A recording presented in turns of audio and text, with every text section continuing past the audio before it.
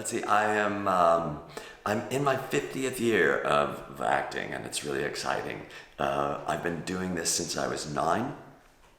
I started out in theater, and then I have a degree in photojournalism. I did that for several years, and then I went back to Chicago, because I'm from Chicago. I went to Chicago after college, and it was at that moment that improvisation, as we know now, was beginning. And so I was there at the start. I was there at the start of Chicago-style improvisation. I was there at the start of long-form improvisation. I was there at the start where it stopped being about, where improvisation became art, and improvisation became theater, and improvisation as theater became something that audiences watched, that you charged people for, people trained, they made it into something where an evening of improvisation was equal to, if not greater than, as far as I'm concerned, an evening of legitimate theater. And unfortunately, there's not a word for improvisation like there is a word for legitimate theater. Coming from the place called Second City, which is where John Belushi came from, and Tina Fey came from there, and so many other great, Steve Carell, Steve Colbert, great improvisers came from that place.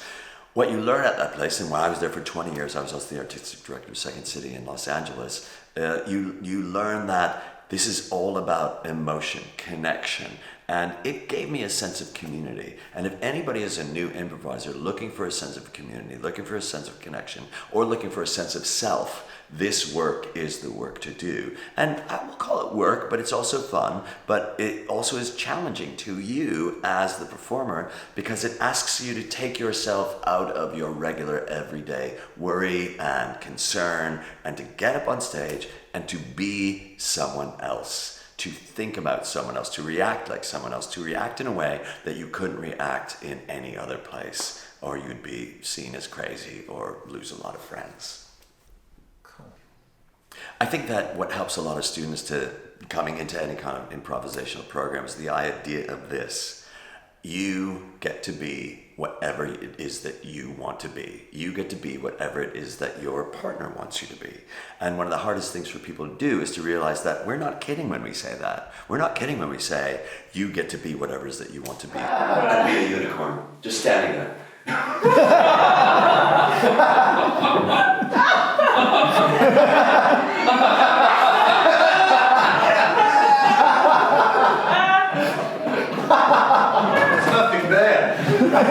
There's nothing there. What is he doing? Stop touching my horns. One of the glorious moments that I had in improvisation, and I remember it was just such a light going off, was this. It was the idea of all I have to do is support whatever it is that you have to say. And the moment that I support whatever it is that you, my partner, have to say, I'm in a scene, I'm connected, I'm not thinking, I'm just in response. And if we teach people how to clearly and absolutely be in response, how to really be responding to what was just said, what we're doing is we're grounding people, we're creating a collaboration, and we're creating this, which I think that we're all really looking forward to, is a sense of community, a sense of place, a sense of understanding, and to be heard. Because we really, really want to be heard, and we want our words to matter. And we want our words to land, and we want to feel that we've been moved, or that we're moving somebody, or we've changed, or that we're changing. You don't want to go down that rabbit hole, use the emotional content, and that will keep us together. Because right now I think I'm watching you, and I'm seeing this human going, whoa. How can you say that about a living, breathing person right in front of her? She's not a rat, she's a person. She's a rat, she doesn't understand what I'm saying. Give him a name. And improvisation allows us to take whatever it is and to blow it up. One of the great things that we have is one of the great things that we have is one of the great things that we don't have, and that is a prop, a costume, a set. We don't have any of those things. So we are limited only by what we allow our imaginations to do, where we allow ourselves to go, how vulnerable we allow ourselves to be. And as you keep doing this, you start doing things like trusting people more and trusting yourself more and having confidence and realizing that everybody's starting from the same point. The same point that we're starting from is this: I don't know who I am, or I don't have confidence, or I'm feeling like I'm alone. And we're all feeling that way. So when somebody comes into an improv class, you know at that moment, they're willing to take a chance. They're willing to take a chance and they're asking for connection. So as a teacher, one of the great things one of the things, the opportunities that students give me is they say, help me figure out what I'm doing here and show me the way. And when you do that gently and lovingly, people open up. And that just kills me every single time. It really breaks my heart in a beautiful way. And I cry a lot, and people cry in my class for, being both frustrated and being free. But there are a lot of people that are walking out of my class going, I think I was heard today. I think I made a difference. When I was 9, and my brother was 7, my mother would drop us off at this movie theater in Chicago, and we would watch black and white movies of comedies. I was 9. Like, what was she doing at that time? Why was she doing that? I was 9, Jordy was 7, and I would watch Laurel and Hardy. I would watch the Marx Brothers. I would watch W.C. Fields. I would watch Abbott and Costello. So you're watching these actors at that time working in a way, coming right off of silent movies, where it was about your shape and your tempo and your reaction, and it's all about reaction. And that was a really lovely foundation for me coming at that time. And what it also did was it showed Stan Laurel would be very vulnerable. Lou Costello would be really vulnerable. And to show the vulnerability of those actors and to say that in order for that to work, one person has to have a strong point of view and the other person has to show doubt. And we're watching that going, oh, I was the person that had the doubt. And look what he did. So those are really important people to me starting out. And then, more I got into the Marx Brothers, the more I realized it's language and it's rhythm and it's tempo and it's silliness. It's unbridled silliness. And I love unbridled silliness because then I don't have to think of anything. I just get to be the silly person that I want to be. There's a woman named Mary Overly, and Mary Overly designed these, or came up with these 7 viewpoints. And there were these 2 other women named Anne Bogart and Tina Landau, and they added to it and finessed it a little bit. And the 9 viewpoints, and this might sound hyperbolic, but there are 9 viewpoints, and the 9 viewpoints define everything. So there's a viewpoint called shape. Shape is the way that we're sitting. Shape also, when you look at somebody who's sitting in a particular shape, it elicits an emotional reaction from you. So that shape, a scene starts out, somebody walks into a scene, sees their partner, the partner is sitting in a particular shape. That person might think, she looks sad.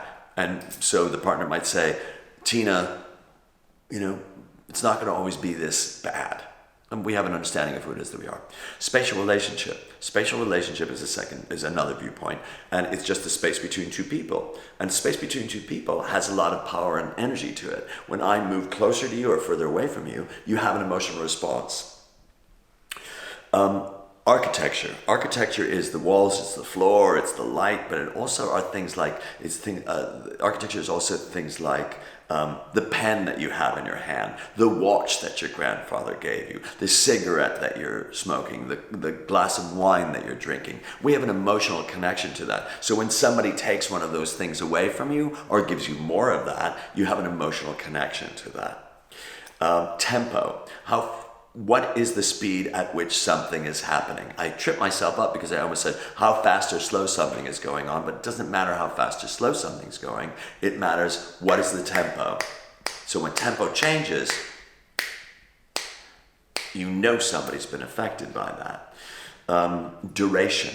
How long somebody has been doing a particular thing. So if I am in duration of talking in this tempo, I am in duration of talking at this tempo, and then suddenly my duration stops.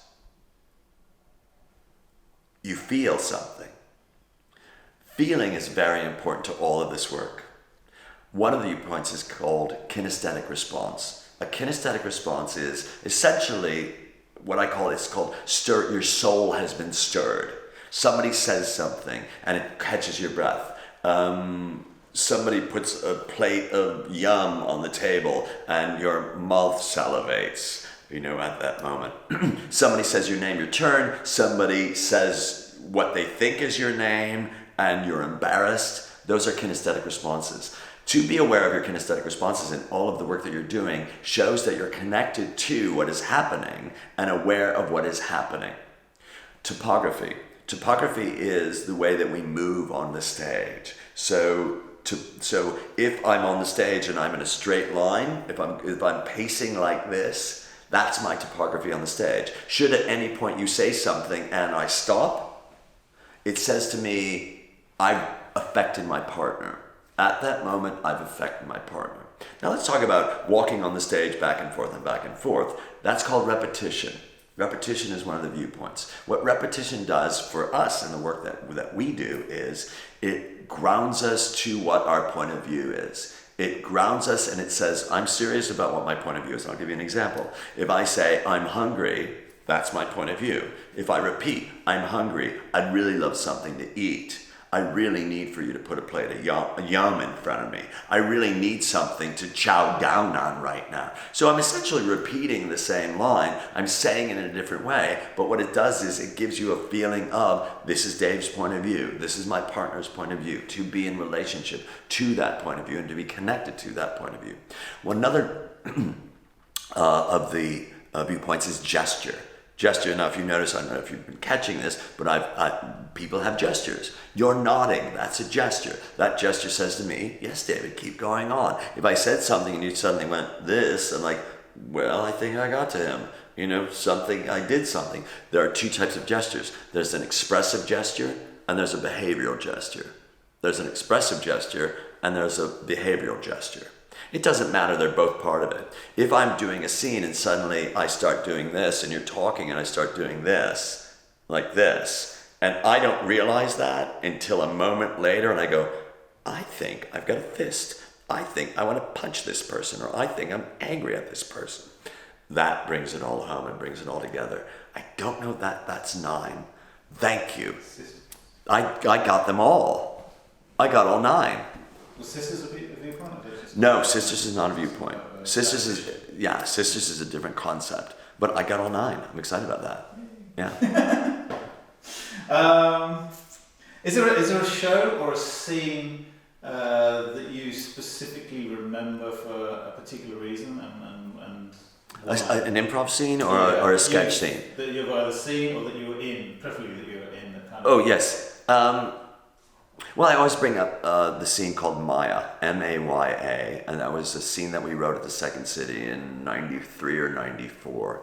And it was written, but it was originally improvised. And I don't want to give too much of it away, but I remember it in its purity. I remember it for its purity. I remember it for its economics. I remember it for its precision. And I remember for its vulnerability and its love. And if anybody wants to see it, they would look it up. But for me to give too much, I don't want to give too much away. But I will talk about maybe other scenes that I've done where I will have been... So there are shows that I've done with people, and there's a show that I was in with my friend Eric Honeycutt, and the show is called Razowsky and Honeycutt, and it's on my website, davidrazowsky.com. And what I love about this scene, this show with Eric, is we were so connected in every single thing that we were doing. We're so listening to each other on this level that if you watch that scene, it would seem that we had written it. There's another scene that I remember that is also online. It's called Ovened Bread. And Ovened Bread is my improv partner, Carrie Clifford. Is my improv partner, Carrie Clifford. And Carrie and I improvised inside of a car. And it's just about two...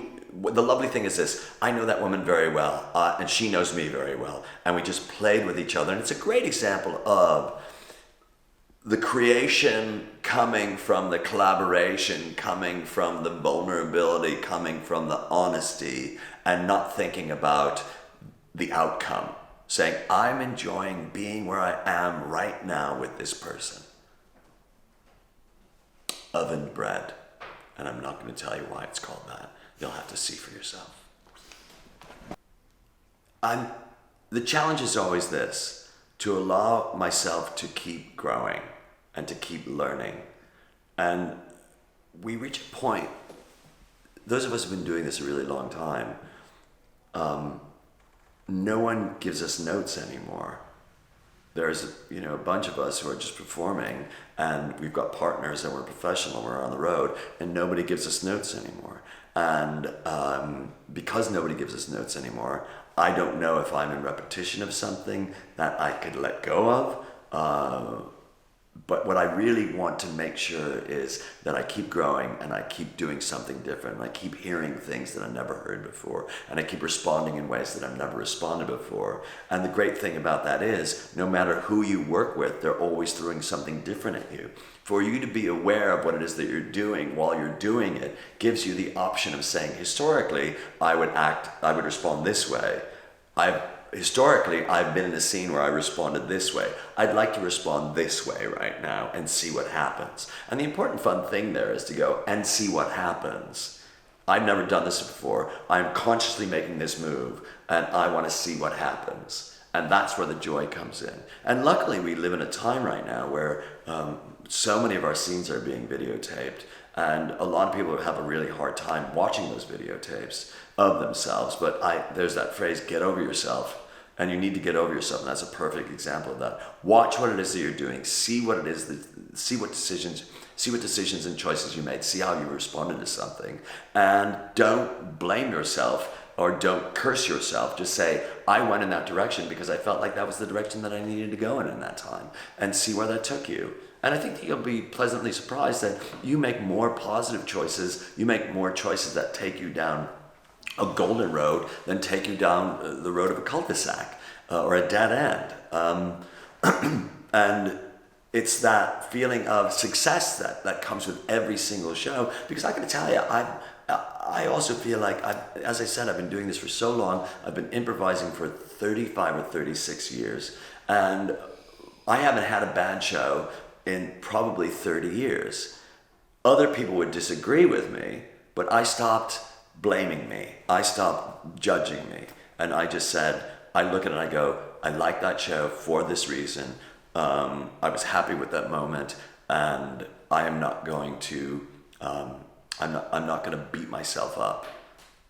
And that's another great thing that you're going to do from here is stop beating yourself up. Allow yourself to know that this is a journey. And this journey is going to take you to a lot of places. And there is no end. We just keep going on and keep moving forward, which is lovely, a great opportunity. And I know one thing, the last show that I did is not the last show I'll do. There's gonna be another show. And there. Right? I'll get a better closing line than that, I'd say.